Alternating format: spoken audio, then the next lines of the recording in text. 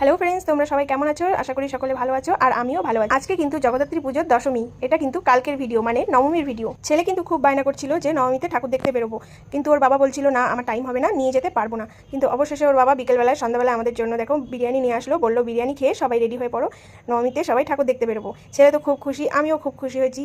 তো আমরা আনন্দে আনন্দে বিরিয়ানি খেয়ে খুব মজা করলাম, মজা করে তারপরে রেডি হয়ে নিলাম। দেখো আমি রেডি হয়ে গেছি, এই চুড়িদারটা পরলাম, যেটা আমি দুর্গাপুজোতেও ঘুরেছি এই চুড়িদারটা পরে, কটনের চুড়িদার, যাই হোক আমার বেশ ভালোই লাগে।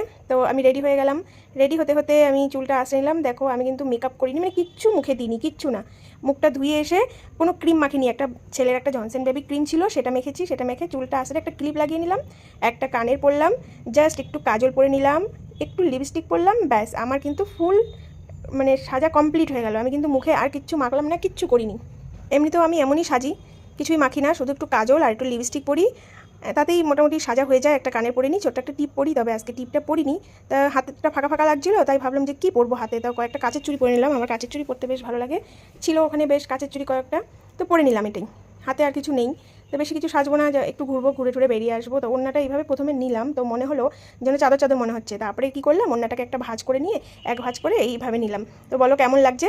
আমার তো সাজা কমপ্লিট হয়ে গেল, এখন আমরা বেরোবো নবমীতে ঠাকুর দেখতে, মজা করবো, খাবো দাবো, ঘুরে চলে আসবো। তো আমি রেডি, টাটা, বাই বাই।